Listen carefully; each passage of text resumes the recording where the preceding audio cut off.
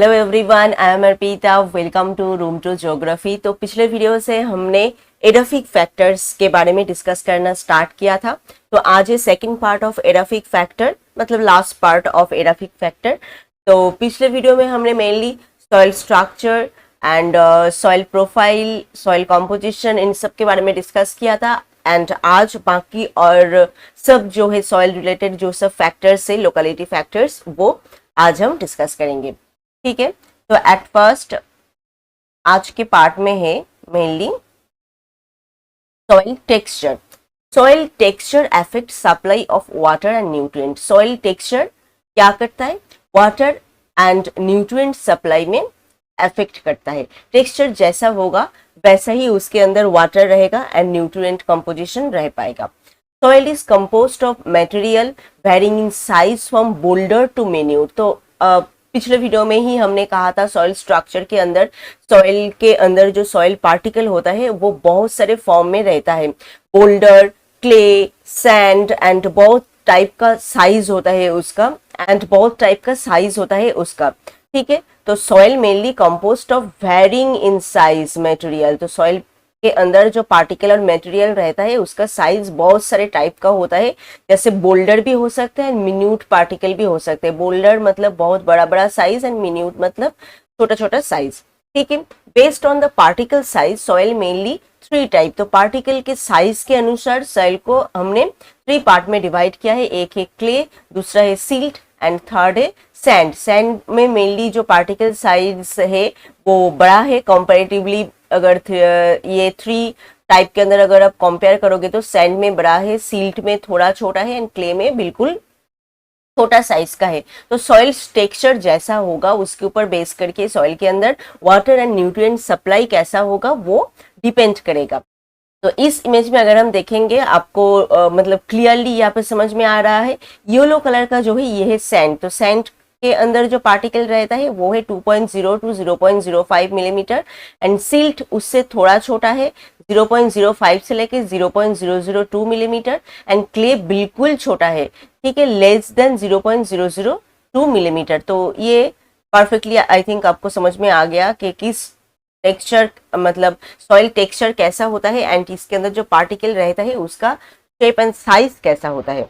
Aerial soil group में अगर हम देखेंगे clay smaller than 0.002, silt between 0.002 से लेके 0.02, इसके बाद है फाइन सैंड 0.02 से लेके 0.2 एंड कोर्स सैंड 0.2 से लेके 2.0 एंड ग्रावल ओवर 2.0 मिलीमीटर। ठीक है, depending upon the proportion of soil separates soil are classified into different soil classes as below. तो इससे अगर आप देखोगे तो सॉइल को हम बहुत सारे पार्ट में डिवाइड कर सकते हैं। Coarse texture soil, sand and sandy loam, जो है कोर्स टेक्सचर सॉइल मतलब टेक्सचर यहाँ पे ज्यादा है, पार्टिकल का साइज ज्यादा है। Medium texture size loam and silk loam, fine texture size है क्ले एंड क्ले लोम। तो ये गया सॉइल टेक्सचर, मतलब सॉइल के अंदर जो पार्टिकल रहता है उसका साइज कैसा है उसके ऊपर डिपेंड करके वाटर एंड न्यूट्रिएंट होल्डिंग उसका जो क्षमता होता है वो डिपेंड करता है। तो इस इमेज में अगर हम देखेंगे पार्टिकल साइज रिलेटिवली अगर आप कंपेयर करोगे तो ग्रावल सबसे बड़ा है, उसके बाद है सैंड, उसके बाद है सिल्ट एंड क्ले, उसके बाद है क्ले बिल्कुल इनविजिबल टाइप का है, मतलब बहुत ही छोटा है, मिन्यूट पार्टिकल। तो ये गया सॉइल टेक्सचर। तो जितना इसके अंदर पार्टिकल का साइज बड़ा होगा उतना उसका वाटर होल्डिंग जो क्षमता है वो कम होगा, क्योंकि पार्टिकल अगर बड़ा होगा तो उसके साइड से वाटर मतलब ऐसे करके बह जाएगा। अगर पार्टिकल बहुत ही छोटा होता है तो वाटर उसके अंदर रह पाएगा। ठीक है, जैसे क्ले के अंदर वाटर होल्डिंग क्षमता ज्यादा होता है। इंपॉर्टेंस ऑफ सॉइल टेक्सचर, तो ऐसा अगर सॉइल टेक्सचर होता है तो इसकी इंपॉर्टेंस क्या है? Capacity to hold water. तो हमने अभी कहा proportional to the percentage of fine earth and humus in soil. तो कितना वाटर वो अपने अंदर होल्ड करके रख सकता है उसका कैपेसिटी डिपेंड करता है सॉइल टेक्सचर के ऊपर। Hygroscopicity depend on the degree of division of particle and on the temperature. तो हाइग्रोस्कोपिसिटी मेनली कितना पार्टिकल का डिग्री है एंड टेम्परेचर कितना है उसके ऊपर डिपेंड करता है। फाइनर the division greater the hygroscopicity, ठीक है, जितना सॉइल टेक्सचर फाइनर होगा, फाइन होगा, उतना हाइग्रोस्कोपिसिटी ग्रेटर होगा। स्मॉलेस्ट फॉर सैंडी सॉइल, क्योंकि सैंड में जो सॉइल स्ट्रक्चर है बहुत बड़ा बड़ा है, इसलिए सैंडी सॉइल में ये स्मॉलेस्ट है हाइग्रोस्कोपिसिटी। नेक्स्ट क्या है, permeability, greatest in sand with coarse grain. तो पार्मियाबिलिटी सॉइल जाने का जो क्षमता है उसके अंदर से, वो है सैंड एंड कोर्स ग्रेन में सबसे ज्यादा, क्योंकि यहाँ पे पार्टिकल बड़ा साइज का है। क्ले सॉइल में ये कम होता है, स्मॉलेस्ट होता है क्ले सॉइल में, एंड सैंड में होता है ग्रेटेस्ट, ठीक है। एंड क्ले में मेनली इम्पार्मियल भी होता है, क्योंकि इसके अंदर से वाटर बिल्कुल नीचे तक नहीं जा पाता है, इसके अंदर होल्ड होकर रहता है, एंड उसकी वजह से वाटर लॉगिंग जो प्लेस है ऐसा बनता है क्ले सॉइल में। Capacity to become heated in greatest in sand and smallest in clay. तो क्ले में जो हीट लेने का जो क्षमता है वो कम होता है, एंड सैंड में बहुत ज्यादा होता है। Clay soil has high nutrient concentration but sand has no nutrient concentration. Clay soil में हाई न्यूट्रिएंट कंसेंट्रेशन हम देखते हैं, क्योंकि इसका जो सॉइल पार्टिकल है ये बहुत छोटा है एंड इसके अंदर न्यूट्रिएंट होल्ड करके रखने का क्षमता है, बट सैंड के अंदर नहीं है। इसके अंदर मतलब सैंड बहुत पार्मिएबल टाइप ऑफ सॉइल है, तो इसके अंदर से वाटर न्यूट्रिएंट दो ही चले जाते हैं, तो सैंड के अंदर कोई भी न्यूट्रिएंट नहीं रहता है। Soil aeration is good in sandy soil in comparison to silt and clay. And aeration अगर देखा जाए, air, soiled air sandy soil में ज्यादा होता है, क्योंकि एयर इसके अंदर से पास हो पाता है, बट सिल्ट एंड क्ले में ज्यादा नहीं होता है। तो इन सब के वजह से प्लांट एंड वेजिटेशन इसके ऊपर ऑब्वियसली इफेक्ट तो आता ही है। अगर सैंड सॉइल देखा जाए एंड क्ले सॉइल देखा जाए तो दोनों का कैरेक्टरिस्टिक्स बिल्कुल अलग है, तो इसकी वजह से प्लांट एंड वेजिटेशन भी दोनों जगह पे अलग अलग होगा, एंड उसका ग्रोथ एंड डेवलपमेंट भी अलग अलग होगा, ठीक है। नेक्स्ट है पार्मियाबिलिटी। अगर हम देखेंगे तो यहाँ पे तो ग्रावल सॉइल में सबसे ज्यादा है, क्योंकि यहाँ पे जो पार्टिकल है ये बहुत बड़ा बड़ा है, तो इसके अंदर से पानी इजीली बह के जा रहा है। एंड सैंड में उससे थोड़ा कम है, बट फिर भी ये बहुत ज्यादा पार्मिएबल है। सिल्ट उससे भी थोड़ा कम है, तो एंड क्ले बिल्कुल ही मतलब पार्मिएबल नहीं है, नो पार्मिएबिलिटी, ठीक है, क्योंकि इसके अंदर पूरा वाटर जो है होल्ड होके रह रहा है मतलब क्ले के अंदर।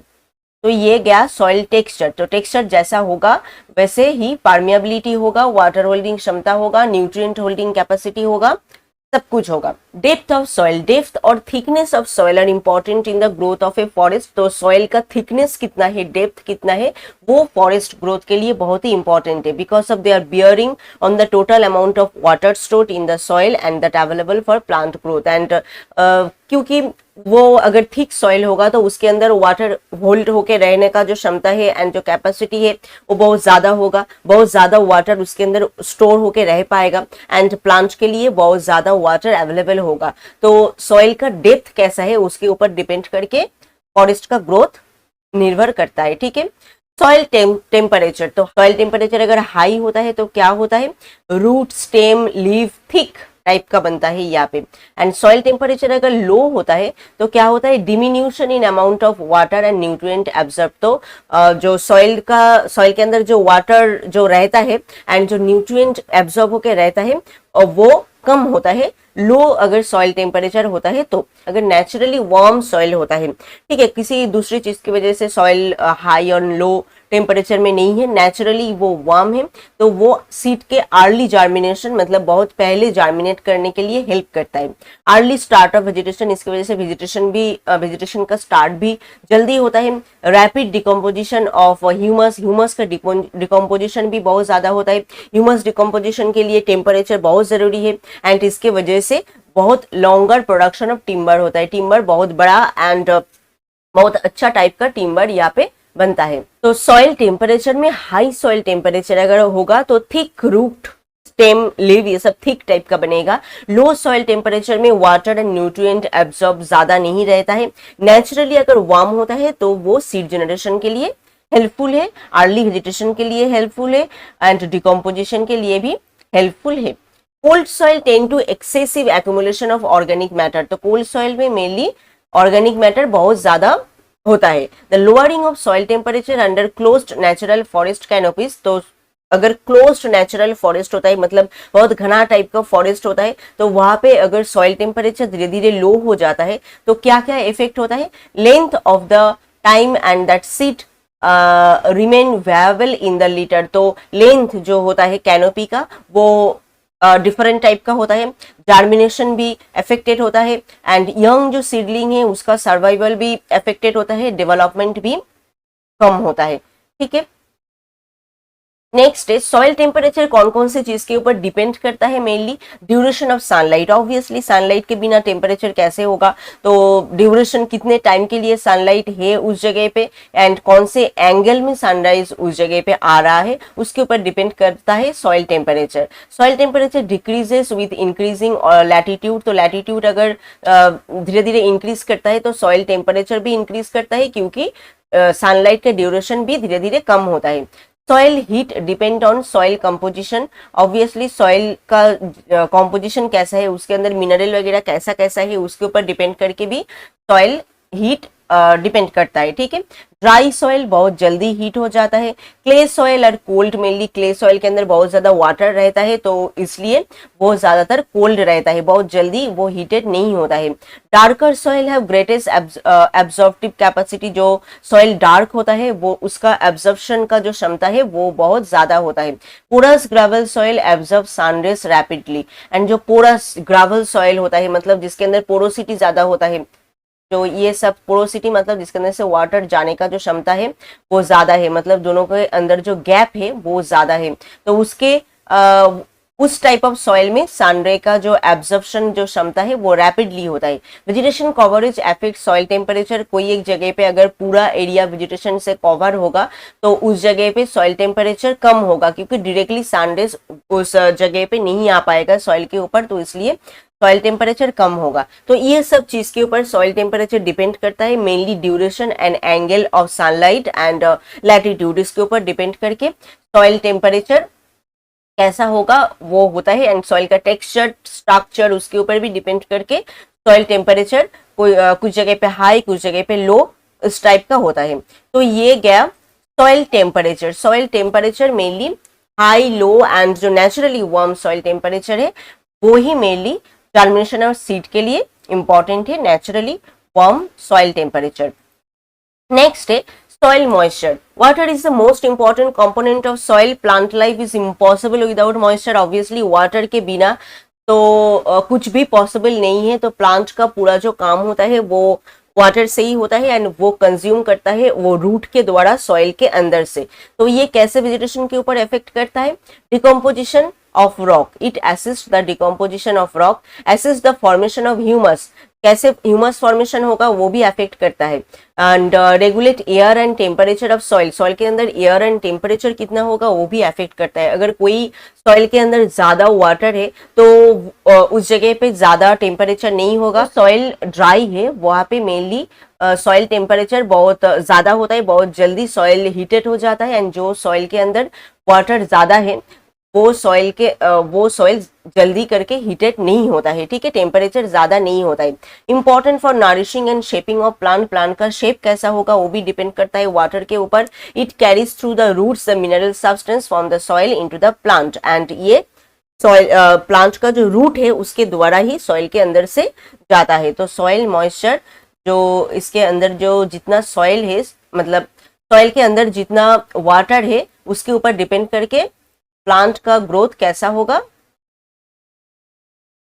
वो डिपेंड करता है, इसके अंदर कितना वाटर है। प्लांट का जो रूट है वो ही मेनली यहाँ से जो पानी है वो लेता है एंड अपना जो फिजिकल एक्टिविटीज है वो सब करता है। ठीक है, source of soil water, soil water का सोर्स मेनली क्या है, फ्रॉम द एटमोस्फियर, एटमोस्फियर से है रेनफॉल, हेल, ड्यू, स्नो, ये सब इंपॉर्टेंट है सॉइल वाटर के लिए। फ्रॉम ग्राउंड वाटर, नीचे जो ग्राउंड वाटर लेवल रहता है उससे भी सॉइल वाटर होता है, मतलब सॉइल के अंदर वाटर आता है। फ्रॉम इनंडेशन, वेदर नेचुरल और आर्टिफिशियल, नेचुरल एंड आर्टिफिशियल अगर रिजर्वर वगैरह रहेगा तो उससे भी सॉइल के अंदर पानी रहेगा। तो मेन सोर्स है रेनफॉल, हेल, स्नो, ये सब। तो यहाँ पे अगर इमेज में देखेंगे जो ये जो फर्स्ट नंबर जो है यहाँ पे पानी बहुत ज्यादा है, इसके अंदर सॉइल जो मॉइस्चर है यहाँ पे बहुत ज्यादा है एंड रूट बहुत ज्यादा पानी यहाँ से ले रहा है, वो प्लांट के लिए बिल्कुल सुइटेबल नहीं है।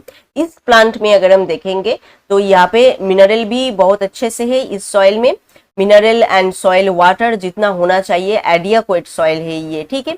तो यहाँ से पानी जितना प्लांट के लिए जरूरी है उतना वो ले रहा है एंड अच्छा प्लांट ग्रो किया है। यानी यहाँ पे बिल्कुल पानी नहीं है, इसमें भी प्लांट बिल्कुल डेथ हो गया है प्लांट का। तो अगर पानी बहुत ज्यादा होगा तब भी प्लांट का डेथ होगा एंड पानी बिल्कुल नहीं होगा तब भी प्लांट का डेथ होगा। तो जरूरी है mainly adequate water and adequate nutrient जो सॉइल के अंदर होगा तभी उस जगह पे प्लांट अच्छे से ग्रो कर पाएगा। नेक्स्ट क्या है, soil air amount of carbon dioxide depend on the quantity of organic matter in the soil and the rate at which it is decomposed. तो सॉइल के अंदर कितना कार्बन डाइऑक्साइड होगा, प्लांट ग्रोथ के लिए कार्बन डाइऑक्साइड ही जरूरी है। Carbon dioxide को लेके वो अपने फिजिकल एक्टिविटीज के द्वारा फोटोसिंथेसिस के द्वारा ऑक्सीजन वो एयर में देते हैं। तो कार्बन डाइऑक्साइड प्लांट की ग्रोथ के लिए इंपॉर्टेंट है। तो कितना अमाउंट ऑफ कार्बन डाइऑक्साइड यहाँ पे रहेगा वो डिपेंड करता है mainly quantity of organic matter soil के ऊपर कितना होगा एंड कैसे एंड कौन से रेट में वो डिकम्पोज हो रहा है उसके ऊपर डिपेंड करके कार्बन डाइऑक्साइड का अमाउंट यहाँ पे ठीक ठाक होगा, ठीक है। नेक्स्ट क्या है, inorganic soil matter. Inorganic soil matter के अंदर मेनली क्या क्या है, silicate, oxide and hydroxide, carbonates, phosphate. Silicate का सोर्स क्या क्या है, calcium, magnesium, sodium, potassium, fluorine, iron, aluminium and silica to the soil जो है वो है सिलिकेट। तो मेन जो इनऑर्गेनिक सॉइल मैटर है silicate, oxide, hydroxide, carbonate and phosphate. Silicate के अंदर sodium, potassium, fluorine, iron, aluminium ये सब है एंड ऑक्साइड एंड हाइड्रोक्साइड के अंदर है quartz, manganese, iron, aluminium and carbonate के अंदर है मैग्नीशियम, लीड, कॉपर। फॉस्फेट के अंदर है calcium, fluorine, phosphorus. The parent rock from which soil are develop contain all the inorganic element necessary for plant growth. तो जो पेरेंट रॉक से soil develop किया है तो उस पेरेंट रॉक में सभी जो इनऑर्गेनिक मैटर है सब कुछ उसके अंदर रहता है एंड सॉइल के अनुसार उसके अंदर अलग अलग टाइप का इनऑर्गेनिक मैटर होता है। तो मेनली 4 टाइप का इनऑर्गेनिक मैटर है, silicate, oxide and hydroxide, carbonates and phosphate. Average अगर सॉइल कॉम्पोजिशन देखा जाए तो जो इनऑर्गेनिक मटेरियल है वो है 45%, ऑर्गेनिक मैटर है 5% एंड वाटर है 25% एंड एयर है 25%। तो पोर स्पेस है 50% एंड सॉलिड स्पेस है 50%, क्योंकि organic matter and inorganic matter ये जो है ये सॉलिड है। तो सॉलिड है 50% एंड पोर स्पेस है 50%। अगर ऐसे 50-50% में सॉइल का कंपोजिशन होगा तो वो सॉइल फेवरेबल होगा प्लांट वेजिटेशन के लिए। नेक्स्ट है organic matter. Organic matter mainly है humus. Humus include all the organic matter. ये डिकम्पोज होता है एंड मिक्स होके एक अपर लेयर बनाता है फॉरेस्ट के ऊपर, सॉइल के ऊपर एक अपर लेयर बनाता है, ठीक है। Mineral substance, the black earth of the forest. तो सब कुछ मिनरल जो है ऑर्गेनिक मैटर के अंदर वो सब मिक्स होके डिकम्पोज होके ये जो सॉइल है उसके ऊपर एक लेयर बनाता है, ठीक है। तो वो है ह्यूमस। सोर्स ऑफ ह्यूमस है लीफ एंड डेथ। जो प्लांट है वो इसके ऊपर जो प्लांट वगैरह रहेगा उसका जो लीफ, पत्ते एंड प्लांट जो मर जाता है, डेथ हो जाता है, वो सब इस सॉइल के ऊपर गिरता है एंड वो सभी डिकम्पोज होके यहाँ पे ऑर्गेनिक मैटर बनते हैं।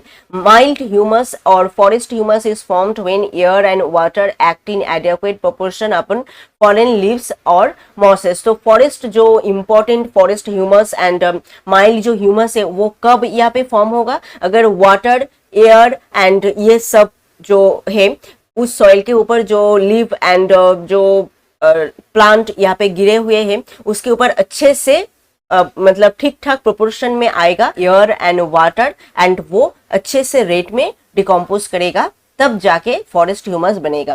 Dry humus is formed in absence of moisture. Moisture के एब्सेंस में बनता है dry humus. Acid humus is the result of excess of water. अगर वाटर ज्यादा हो जाता है तो एसिडिक ह्यूमस बनता है।